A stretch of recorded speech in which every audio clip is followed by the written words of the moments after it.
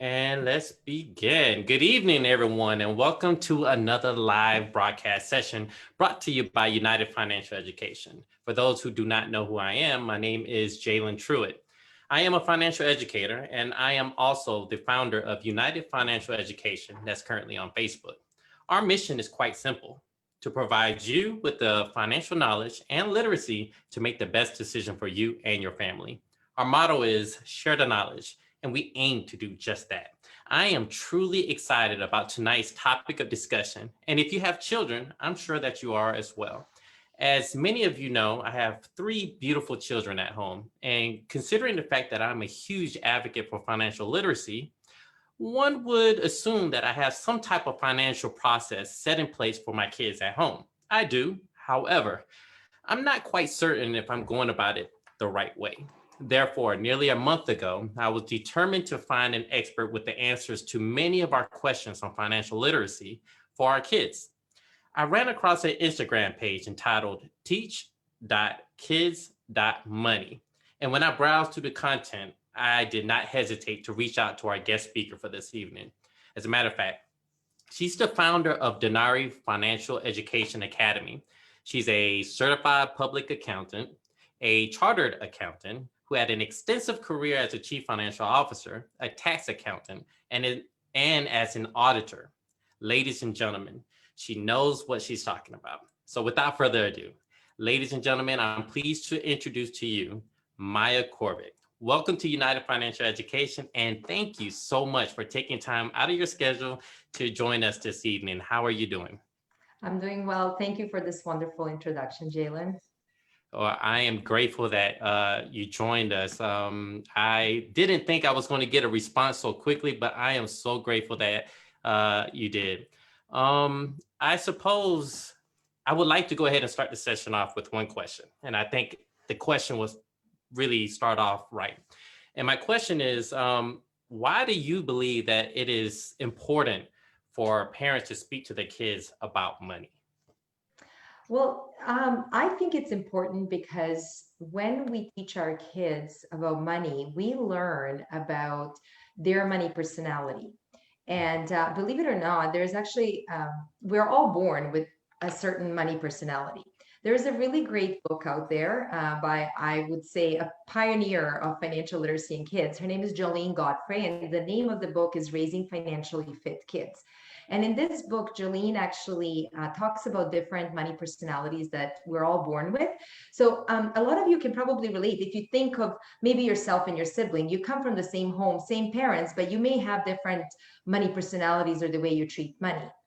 So when we teach our kids about money, we learn what those personalities are. So in my case, one of my children is a typical saver, kind of saves the money, doesn't really spend it, whereas the other one just likes to donate and give. And they're both kind of on the opposite end of the spectrum. And so my goal over the last several years since I've been teaching them has been to sort of bring them in the middle. Whereas, with the saver, I wanted him to learn how to be more giving. And with my little spender, where the money was burning a hole in her pocket, I wanted her to learn how to actually save money and not so easily spend. And another thing too is that I think money is taboo for a lot of people. They grew up in a home where parents felt uncomfortable talking about money. It's sort of kind of like the birds and the bees talk. We want to talk about it. We know we should. We know it's important. But when they start asking some of the very uncomfortable questions, we shy away. I think all kids have right to be educated about finances, because if they don't, down the road, some of them might figure it out, because some of us are just that way. We figure it out. But some other kids may get themselves in trouble, and they may learn. If they're not going to learn from us, they're going to learn from their friends. And really, like, what do their friends know? Or they're going to learn from social media or TV or some pop stars. And we see it on TV. You see these pop stars spending tons of money, and in our kids' minds, that can probably be like, okay, you know what? This seems like this is reality. This is what people do, but that's not what people do. That's not what financially independent people do. it seems cool because it's on TV, but that's not reality. Yep. And I've got to admit to you, I learned through baptism by the fire because my parents did not speak to me about financial literacy, bills, or even credit cards for that matter. I remember the first time I got a credit card. I think I just graduated high school. And the crazy thing is, I had older friends that warned me about credit cards. They'd say, hey, don't mess with it. But I got my credit card. It was $1,500. And I went down to Panama City during spring break and maxed it out in 2 days. And I was just telling myself, oh, it's easy. I'll pay it off. And it took me years to pay off just a $1,500 credit card. And it leads me to wonder. And as a matter of fact, I read in a research somewhere that kids tend to adopt the money habits of their parents. So if you don't speak to your children about money, they see how you're spending money and they tend to use that same concept as they get older. And just like you said, they may learn it on their own and they may not. They may learn by trial and error. So with that being said, should parents, okay, let's say that they do speak to their kids about money. Should parents limit their conversations about finance to only like simple ideas like saving, spending, and earnings, and exclude all the negative stuff like debt and bankruptcies or whatnot? Should they speak about everything or just filter it? I personally believe they need to speak about everything. We need to be open with our children as much as possible.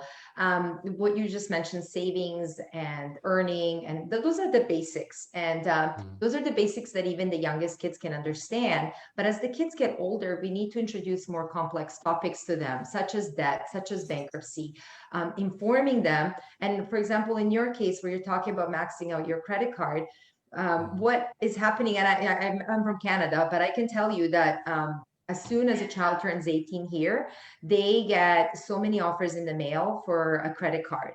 And, our campuses, college campuses and university campuses have so many booths of different financial institutions that are offering credit cards to young people. And if we don't teach them, credit card is not necessarily a bad thing. It has its good things and bad things, right? Like you need it so you can build your credit, because one day you may want to buy a car or purchase a home. But we need to teach our kids about these things before they go out there and get their first credit card. We need to teach them how to read a credit card statement. So I don't think we should sugarcoat it for them. I think we should be honest and tell them, you can get in trouble. And also use our personal examples, like what happened to you. I'm sure if you share that with your daughters, they're going to think very differently about getting their first credit card when they're, 18 years of age. But I also think that, the more difficult. So here's the thing. I actually had this one dad say to me, you know what? It's really difficult for parents to teach topics that they don't understand, like Mhm. investing, for example.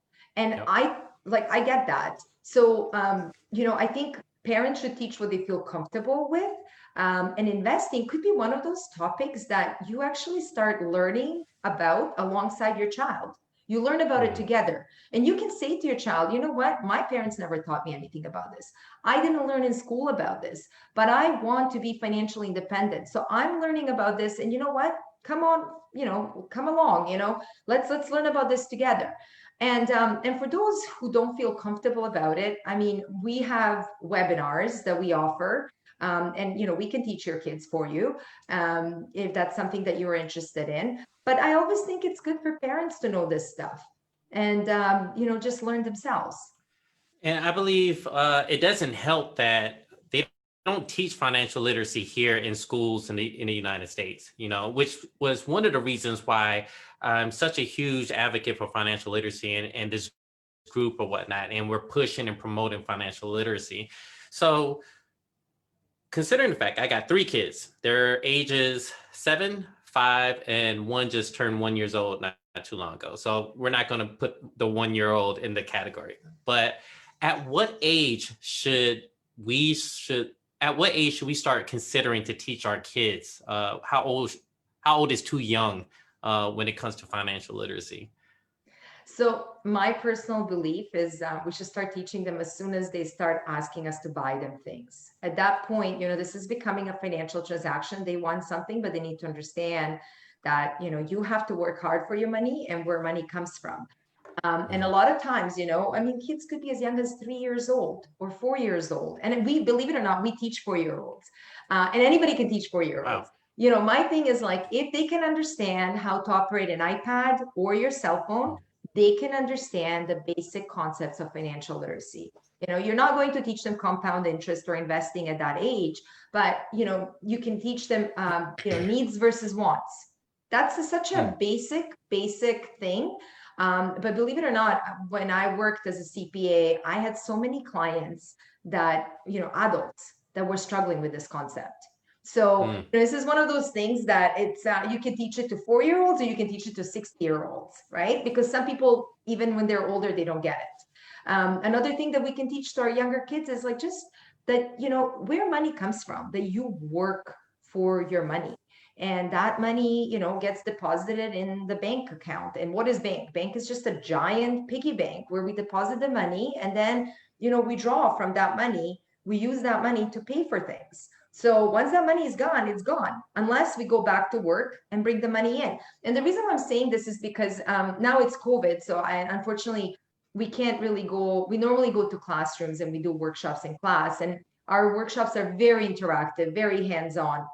And so we do this activity where kids actually see this happen, like money coming in because somebody is working and then, that money being spent. And then, just because the parents have the debit card or they go to the ATM machine is not a magic box. Money just doesn't come out of there. And also just because the parent has the card doesn't mean that they can pay for as many things as they want to. It's connected to this bank account. So we do it visually so that they can actually see this. But the interesting thing is what I noted is that kids that are in junior kindergarten, senior kindergarten, and grade 1, they have a very difficult time connecting. So when we empty out this bank account, we pay for stuff, we buy stuff from the store, the bank account is empty. I usually ask them, okay, so how are we going to get this money in the bank account? And there's silence. They don't understand that parents work, and because they work, they earn that money, and that's how the money gets into the bank account. And it's so interesting because by grade 2s, usually they get that stuff, but those younger ages, they don't get it. So this is something that we need to tell them and talk to them about. Well, I'm glad you said that. It reassures me that I at least handling that the right way, because I'm constantly telling my girls like, "Hey, daddy works for money," and they say, "What do? I jump out of airplane." You jump out of airplanes? They pay you for that? So I know you said even at a younger age, a good way to teach them just baby steps as far as financial literacy is. One example is needs versus wants. Could you give us some additional examples of financial topics that is appropriate for certain age groups? Sure. So actually, I can, if it's okay, I would like to share my screen for this Yes. one. Would that be okay? Absolutely. Just Let give me make sure I gave you moment. access. Yep. Yeah. Okay. So let's see if I can do this. This is on our web page, but also if you join, we actually just created a Facebook group. And if you join our Facebook group, you can just DM me and or send me a message and I can I can share this with you. But here's a list basically of things, that we can talk to our kids. So junior kindergarten to grade 2, like just basic things like even baby to preschooler, you like take care of your own possessions, let's be good to the things that we have as opposed to, just, breaking our toys and hoping that the parents will buy more because, we're trying to we live in a consumer oriented society, and I don't know about you, but I'm trying to raise my kids to appreciate the possessions that they have. So, taking care of their toys and other possessions, that's like the first step. And then, where does money come from? Like, as you said, you work for it. Then, identification of coins and bills.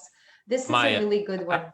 I don't mean to interrupt, but is there a way that you could zoom in a little bit on your worksheet? Sorry. Can you No guys see problem. this? I think they can see it now. No?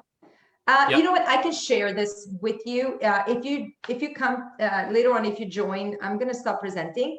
But if you join the new Facebook Oh, they page can that see we it have now. created, oh, they can see it. Yep, they Okay, can see it now.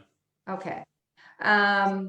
But you know, things like understanding our currency, the currency, you know, I don't know if everybody's from US or if they're in Europe where you are, but everybody has different currency, you know, and the relation amongst different currencies. You know, keeping the money safe, making sure that, you know, when we get the money, we keep it in our wallets or in our little piggy banks that, you know, otherwise if we leave it lying around, it can go disappear. Saving money, that one is hugely important. It's really easy to teach our kids because, you know, when we give them money, let's say in form of their allowance, they can just put it aside and, you know, save for a particular toy. You know, just what's a bank, what's an ATM, making sure that they understand that this is not something that, you know, produces unlimited amounts of money. So those kind of things. Okay. Do you want me to go further or? Oh, no. That's good. And just for the members who see her slide, she said that she will be able to present that if you join her group. So more to follow on that. Let me put it back to gallery. And I appreciate that. It put a lot in perspective, especially for me and my children, and as well as my nephews too, for the information to my brother. How important, I know you mentioned this earlier, that we need to stress to our kids that we work for a living and it's not a magic plastic card that just has endless amount of money, or that there's a magic box that we walk up to and it just throws money at us. So how important is it for kids to know what it means to work for a living? Is that something that we should stress to our children? I think it's very important. And when they're little, obviously they understand that, you know, my dad goes to work and he's not with us because he's earning this money. He could be with us, he could be having fun, but, you know, he has to work. So, and as they get older, and I know some people are opposed to this, but I really do believe that, you know, teenagers should have part-time jobs. If there's so many benefits of a part-time job, you know, they can build different skills, but in addition to all the skills and knowledge that they learn, the big thing is that they understand that they have to work hard to earn that money. And my thing is that, you know, when they're that young, they're usually exchanging their time for money. And I want them to feel that because when they're teenagers, I also like to talk to teenagers about passive streams of income and tell them that, you know what, you don't have to exchange your time for money for the rest of your life. You could actually be really, really smart with this money and, you know, save a big chunk of it. Yes, sure, you probably want to spend some because you're a teenager, but, you know, maybe with these savings, you can later on invest, or you can start a business or something where hopefully you don't have to exchange your time for money for the rest of your life. Yeah, I couldn't agree more.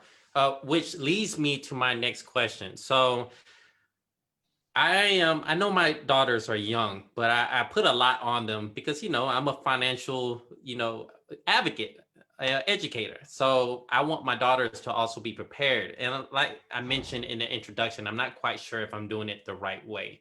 And my next question is geared towards allowance. And I've heard several different things about it. I've heard, hey, you shouldn't do it, that you shouldn't associate the allowance with the chores. And then on the other hand, I have, hey, yeah, that's a great idea. So I'm going to ask you, should parents associate chores with allowance? So it's funny, actually, this is number one question I get all the time. So, okay, let me tell you this. Parents are divided on this issue. That's probably why you've seen so many different versions of or the appropriate answer. So there are parents that believe that, you know, allowance should be associated with chores because they want their kids to value hard work. They want them to know money doesn't grow on trees. They don't want their kids to be entitled. And obviously, if they don't do chores, they don't get the allowance. There are parents that don't believe in that approach. So they don't tie allowance to chores. They believe that allowance or money is a teaching tool when the stakes are low and dollar values are low. So if the kids make any mistakes with this money or blow it all and don't save anything, it's not a big deal. Like, it's just like, maybe few bucks, or I don't know, even like a few $100, not a big deal. But when they graduate from university, if you had never taught them about money, they could be suffering significant financial problems if they're blowing their paycheck and and then let's say they're making $50,000-$60,000 a year. So for the parents who believe in no chores allowance approach, they believe that chores should be done out of a duty as a family member.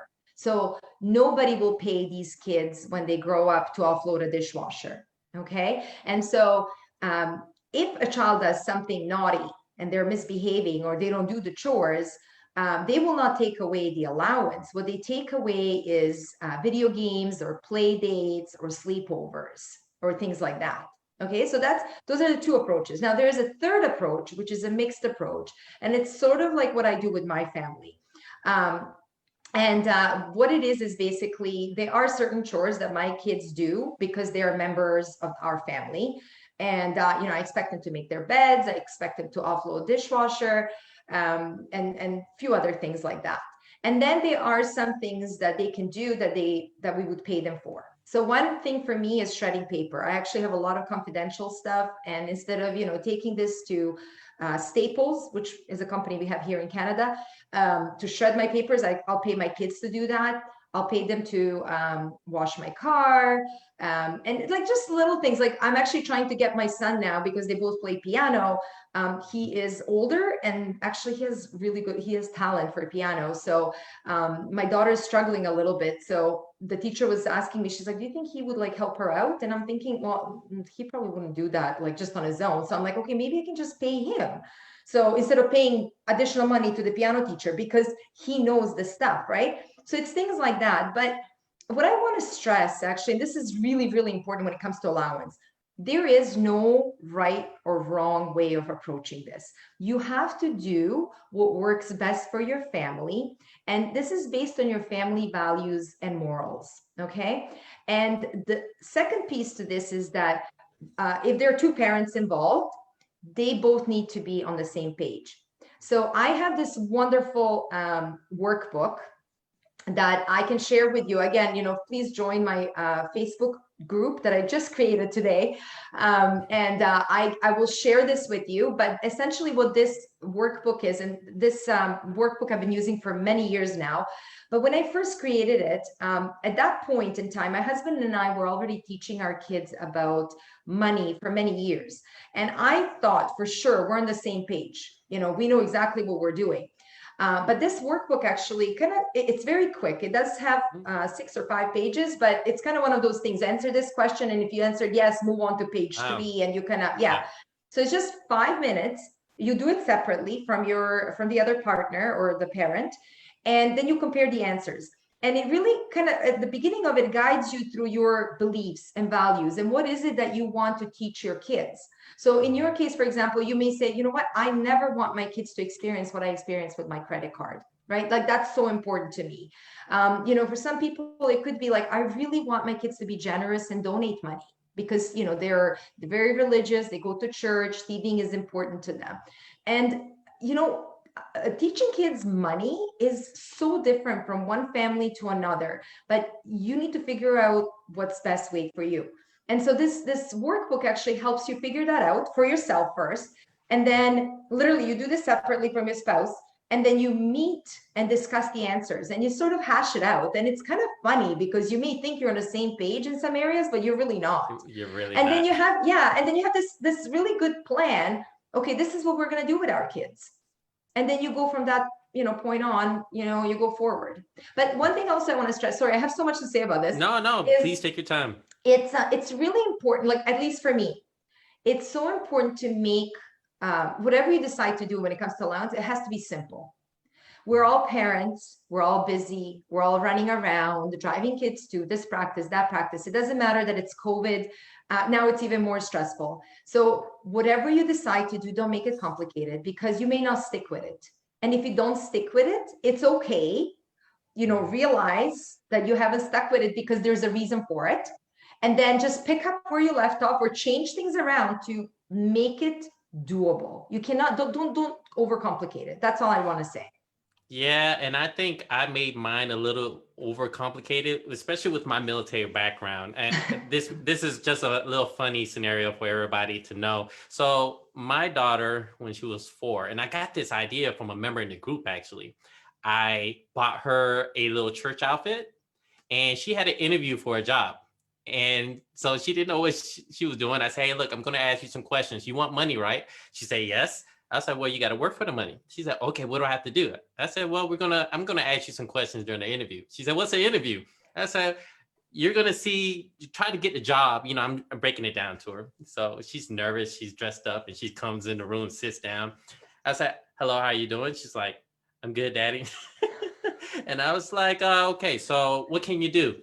"Well, I could clean my room. I can make my bed. I can take the trash out. I can do this." And I was like, "Okay, so how's $5 a week?" She said, "$5? How about 20?" I was like, "How about 10?" So we started negotiating. But it was, to me, it was a way to let her know in real life, adults do it. They interview, some people get to negotiate their salary or whatnot. And to me, it was just really funny that she was able to do that. And now her mind, that's her job. She's doing her chores and she's getting paid to do it.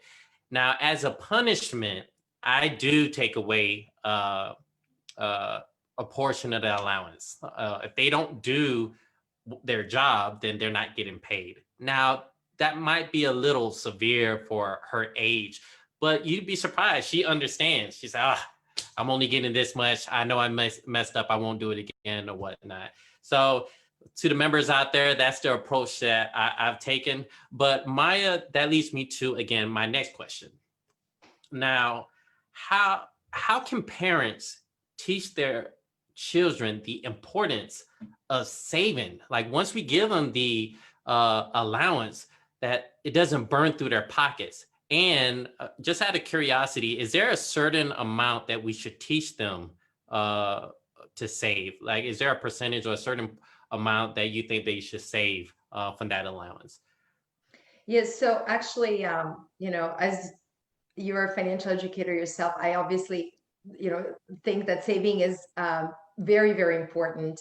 But Mhm. teaching them to pay themselves first is so important. So what I do with my kids and what I suggest to other parents is that as soon as we give them that money in form of allowance, I suggest that we train them to take away a certain portion of that money and put it aside in their piggy bank or little jar or whatever they have.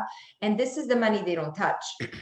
And by doing that, every single time we give them allowance, it creates a habit. And as you know, or I'm sure you've heard that 95% of what we do it out of the habit. Okay. And so this saving thing that they have on the side, the idea is that they wouldn't really touch that. That would just grow.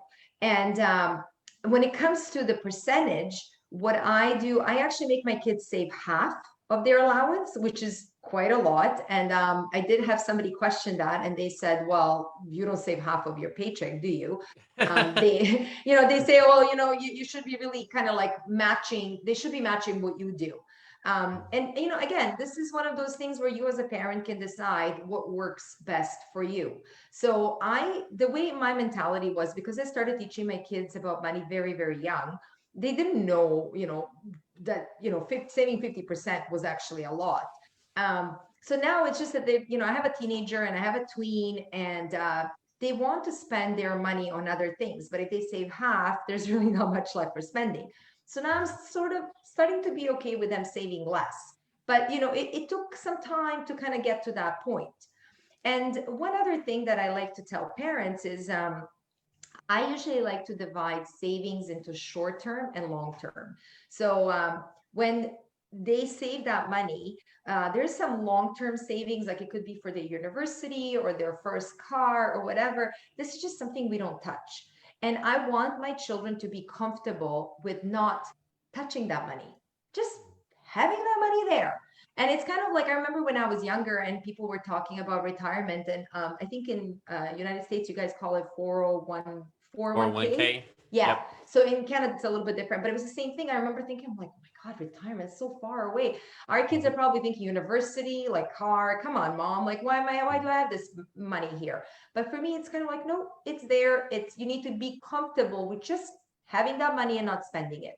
And then the short-term savings is just something that they're saving for in the short term. Like it could be a toy.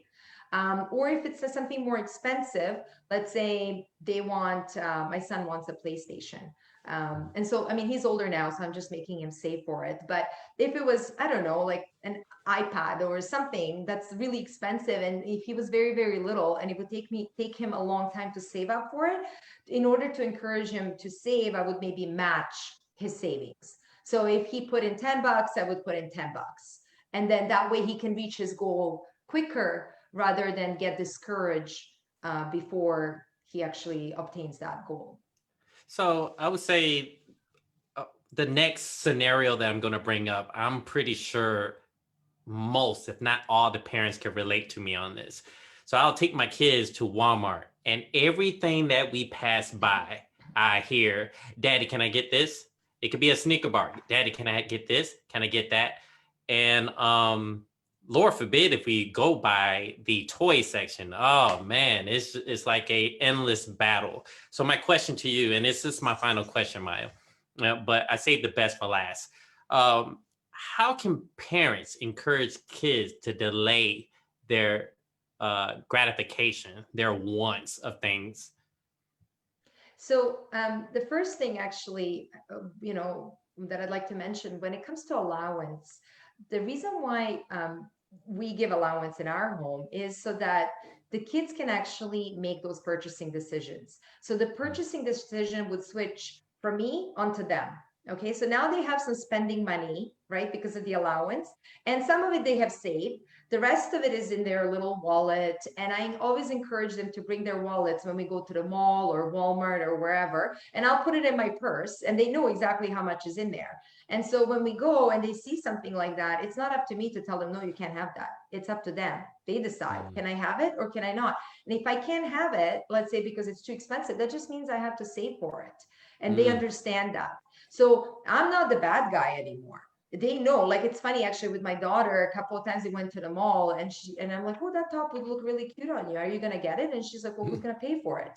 And I'm like, well, it's like, sometimes I'll be generous. Sometimes I'll pay for it, but sometimes I'll be like, no, you have too many tops. Why do I need to get you another one? If you want it, it comes out of your allowance, like out of your spending money, not saving money. But to be honest, I watched this presentation by this educator and psychologist. Her name is Joanne Deek, and she has this lovely book called My Fantastic Elastic Brain. And during this presentation, she was actually talking about delayed gratification, and she was talking about how it actually develops later on in life. So very, very few of us are born with that sense of delayed gratification. Most of us acquire it later on in our life, usually in our mid to late 20s. And I hate to say this, but she also did say that males acquire it later than females. I believe it. So, I mean, I think it's okay for our kids to want things. And this is, we're teaching them about the difference between needs and wants. Comes into play. And I always tell them, it's okay to want things. There's nothing wrong with wanting beautiful toys. And as we get older, we want nicer toys. We want Teslas and Ferraris and, there's nothing wrong with wanting things. We all want them. We just have to learn how to save for them and acquire them, much later. We can have anything. We just can't have everything right now. So, if we can teach them to save, and put that money aside and build a habit over and over again of doing it, then they know that they kind of feel that sense of empowerment. Okay, you know what, I have this money here and I can do something with this money. And maybe instead of getting that toy, actually what's happening with my kids now, they actually choose to invest some of this money. Oh, And that's great. so, yeah. So, you give them, it's almost like you're empowering them. You are letting them choose. You're presenting them with all the options, and then they're the ones deciding, what am I going to do? And, Mm. but believe it or not, I did have those instances where I wouldn't say a temper tantrum, because we've never really had those, because we started teaching them financial literacy from a very young age.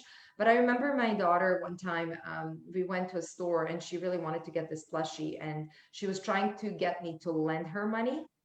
And I said no. That's a whole separate story. We had some issues with lending money and we said no to that. But um, so she was really upset about that. And then from that store, we went to another store and she wanted something else there. So then afterwards, I just pulled her aside and I said, do you see what's happening here? I said, every time we go somewhere, you want something. And I said, that's normal, that's natural, but you can't have everything. So I said to her, like, you have to pick something, and then let's see if you have enough money. If not, we're going to save for it. And I Mm. have this lovely savings chart on my website. Again, I can provide it to you if you join our Facebook group.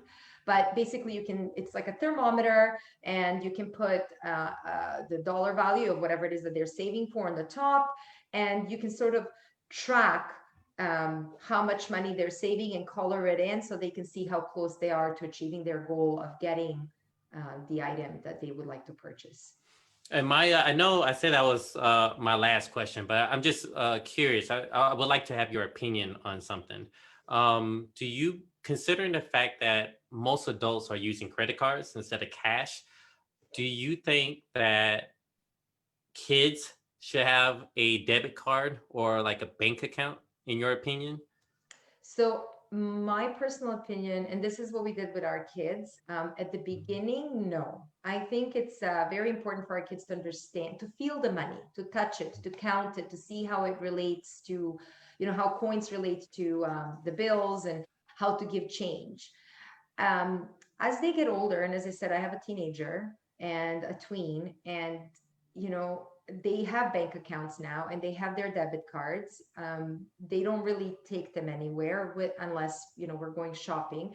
It gives them this sense of like a feeling of being grown up, you know, and the thing is, like, whether or not, I had this discussion with some other parents, whether or not we like this, our society is moving that way. Yeah, And I've done some research, and on my Instagram page, I've posted some statistics. And Canada is one of the leading countries actually in how many cashless transactions we have. So personally, I wish we could stay with cash, just because seeing that cash leave your wallet, it slows down the spending. it In makes it Canada, real. right, it makes it real. In Canada, we have something called tap, and Mhm. I don't know, do you have that in the United States? Tap. Tap. And what tap Mhm. is, and it might come your way, I'm sure it's going to come eventually. What tap is, you basically take your credit card and you can tap up to $250 of a purchase. So it's like, if this is my credit card, I just go to the device and I just Oh yeah, tap. we have that. Yep, we Yeah, have it.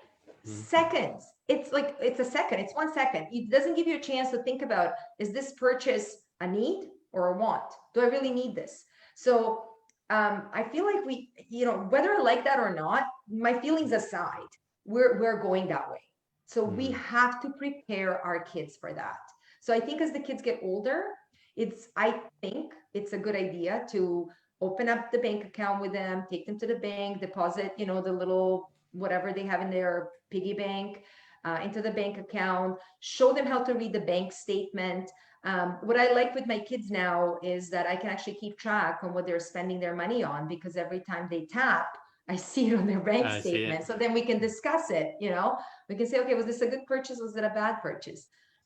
So yeah, Oh, as that's they get great. older, I I think it's our duty as parents to introduce them to that world. That's great. It is awesome. Maya, I want to give you an opportunity to provide the members with your information in regards to your academy and your Facebook group, if you don't mind sharing that right now. Yeah, absolutely. So I am going to share this. Oh, sorry. Just a second here. And if And just I'm bear going to with check to me. make sure I didn't overlook anybody's questions.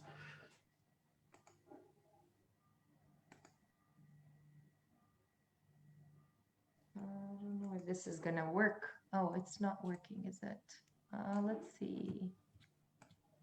I can make it. I don't know if you can see this. No, I think it needs to be, Oops, bigger. yes. How do I do this? Let's try.